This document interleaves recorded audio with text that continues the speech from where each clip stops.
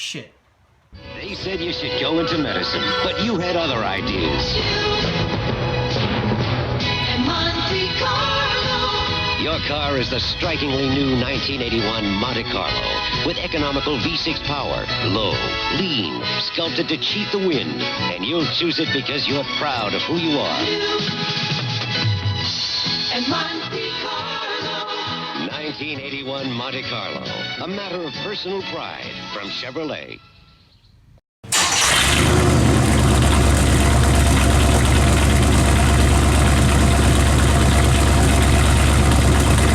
Well, as you guys just saw in those earlier clips, I picked myself up a 1982 Chevy Monte Carlo. This has been a project of mine for a little while, but I haven't been doing a whole lot of videos, but I have been keeping track of my progress, taking pictures, little clips here and there of the progress on this car. So before we go ahead and start talking about it, I'm just going to do a little slideshow combination of all of the pictures and little clips that I've taken over the last couple months while I've been working on this thing. There will be some subtitles and some other things just to kind of help you guys, guide you guys along as we go, because I figure pictures are worth a lot more than my words, that's for damn sure. So we will get to the slideshow, and then after that is done, I will explain what this car is for.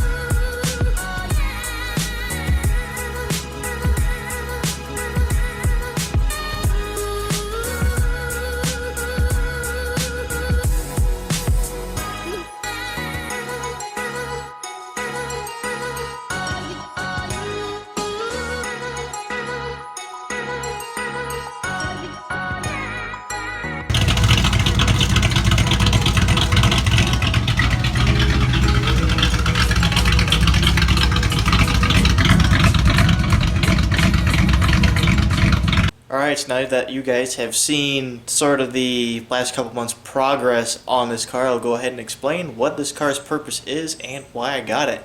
So this car actually isn't going to be for me. This is actually going to be my dad's daily driver. He wanted something old, American, V8 power, carbureted to daily drive to work and back and just cruise around town in. And I couldn't really think of a better car than an old G-body to pick up and put together for him.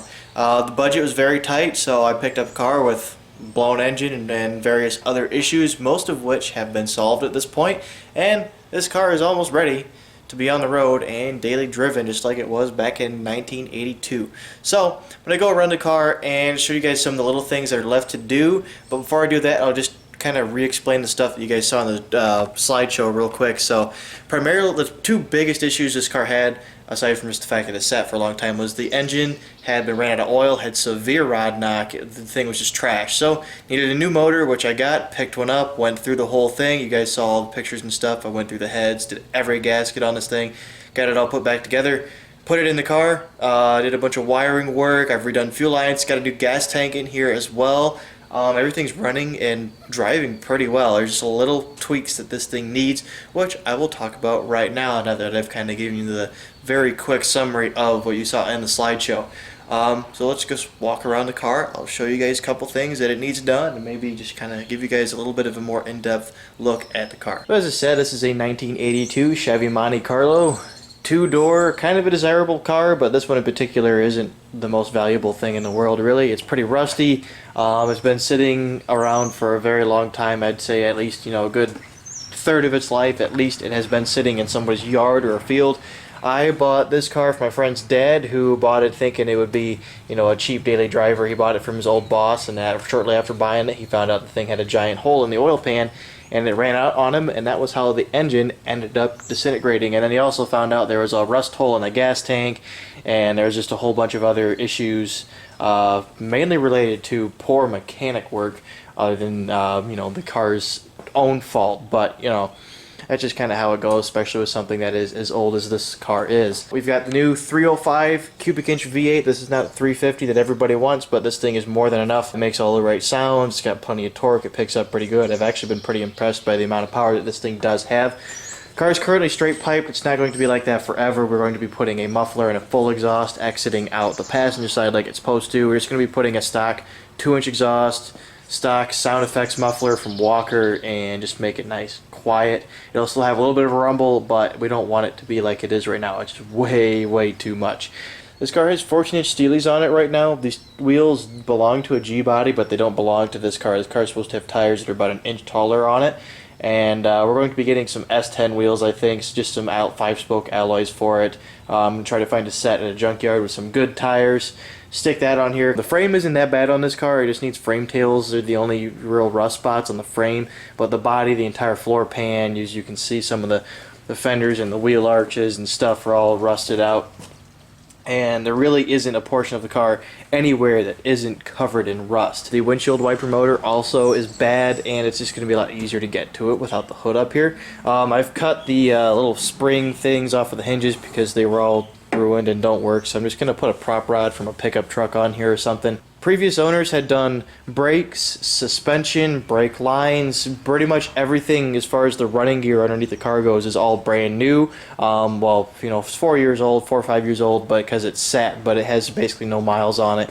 Brakes work good, suspension's nice and tight on it. The only issue it has is the steering gear is a little bit worn out, but they're not that bad, and it doesn't leak or anything. Power steering pump also squeaks if you go full lock, so it'll need replaced at some point, but for now it's tolerable, because if you're just cruising around it doesn't make any noise. Still has heat, no AC unfortunately. It was dead, and I didn't want to spend the money and time recharging it. Edelbrock intake manifold, Edelbrock carburetor, electric choke, but I don't have power hooked up to it, so heat from the engine is basically what actuates it currently, and it seems to be working pretty well, but I do need to hook that up because it takes way too long for it to idle down when you're driving around. And with the hood off, air runs across it and cools it off as you're driving, so you end up with a really high idle. All the lights work, so that's a first for me, buying an old car and all of the lights functioning properly. Even all the side marker lights and the reverse lights work. High beams, everything functions correctly on this thing. It's got a new radiator, new hoses, new belt, clutchless fan upgrade, I guess.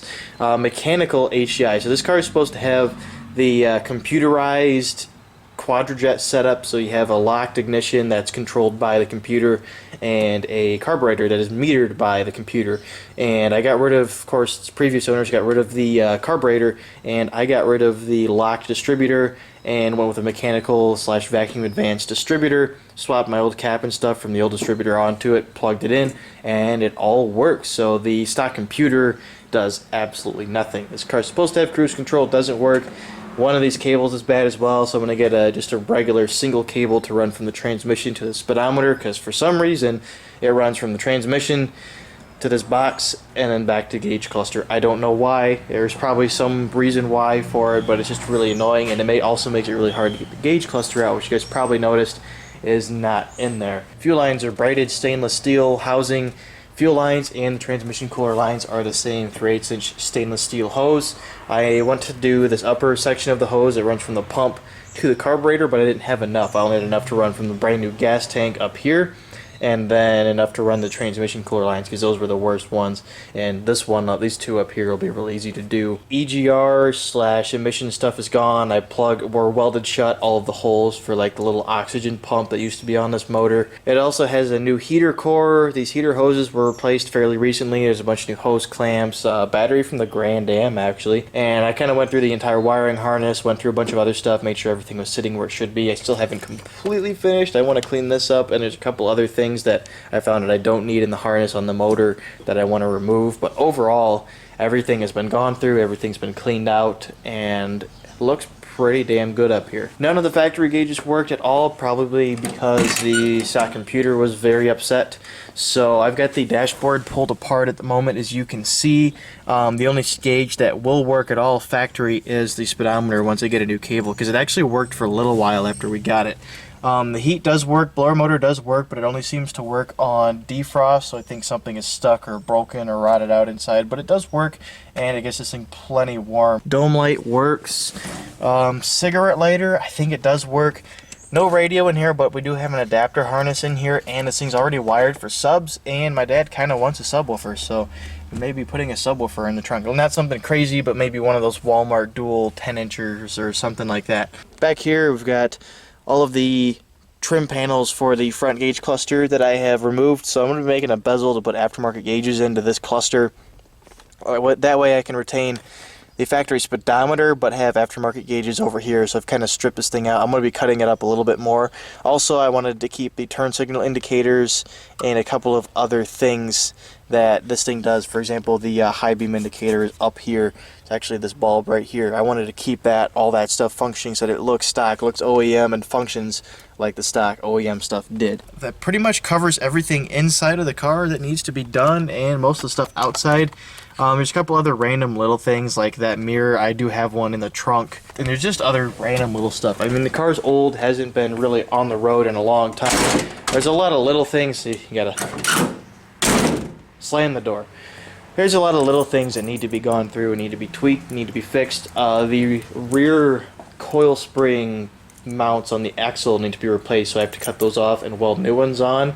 And there's a nut missing on one of the rear shocks where it goes to the axle for some reason. We have both keys for both the doors and the ignition, which is cool. Trunk opens. The light in the trunk, which is right there, actually works, which is impressive. We got a bunch of stuff. There's some of the subwoofer wiring there, full-size spare. Got some ATF back here because the transmission does leak fluid. There is a bolt in the transmission pan that is snapped by somebody else, and I haven't been able to remove it myself, so it's going to have to go to a shop to be removed, but that's not a big deal. I'll just get that done once everything else is done. I can drive it, and once it loses enough fluid, it quits leaking because it's just leaking out of the pan gasket. So got a pan gasket right there for after I get that bolt removed by somebody else, they can put it back together. We've got some interior panels that I removed because they make it way easier to get to the glove box. Got some jumper cables. The windshield wiper arms are in here. We got a couple snow scrapers, some cover pillowcase, I don't know, some packing paper. I also threw that in here. Another snow scraper brush. That's an old one. Jesus. Look at that thing. It's made of wood. It's made of real wood. Piece of wood that I was using to hold the hood open. Resonator off the Saturn because I thought I might use it on this thing, but I don't think I'm going to. Another scraper. How many scrapers are in this car? 1, 2, 3, 4. Wow. Look at that. There's some de-icer down there with a scraper. There's the mirror right there. It's black, but it's close enough to the dark blue that this thing is. That's some. Oh, that's one of the old brake pads. I wonder if that's from this car. There's another ice scraper in here. What is going on? Did somebody have a fetish for snow scrapers? That's a. I don't know what that is. Hopefully that doesn't belong to anything important. Oh, there's a spring for the door from after I changed the hinge. I couldn't get this thing back in. Yeah, a little bit of exploration in the trunk. I've never really dug through this thing. So that's a good look at the car. It'll be good for a few years, long enough for me to decide to patch it, fix it the right way, or just find another rolling shell to replace this car with, which is kind of where I will come to a crossroads at some point where I have to decide to either get another roller or fix this car. And I'll probably get another roller because G-body prices are really high the further south you go, because I got curious and looked them up, like in Florida and Texas and areas like that, and they are expensive in areas like that. You know, pretty much every non-salt state, they're expensive. But up here in Ohio, these things are $1,000 all day, rolling chassis or cars with rust issues but running and driving. You can get not exactly perfect G-bodies for $1,000, $1,500 all day long, and you can get it any flavor you want. You can get a Cutlass, you can get an old Malibu, old Monte Carlo, an old Pontiac, whatever you want. They're everywhere around here. So I'm not super concerned about the rust yet. It'll last a few years as it is, and then once it gets to a point where I have to do something about it, I will decide whether I want to get another car or fix this one. That is the 1982 Chevy Monte Carlo. Hope you guys have enjoyed getting a look at this old car. I don't know if I'm going to be making a whole lot more videos as far as working on it, but I will keep you guys up to date on what is going on. If you want to keep up to date regularly on it, go ahead and follow my Instagram. It's meangreendaq1. Go ahead and find me on there. I'll be posting progress pictures and little clips and stuff as I work on this thing on there. That's kind of what I have been doing over the past couple of months. This car is almost done, really, so once this car is done, we'll be getting back to the turbo truck and working on that. But that is where I'm going to end the video for you guys. I hope you guys have enjoyed this video, and if you do want to see some more work on this car, let me know and I will start making videos on it. And with that, I will see you guys later.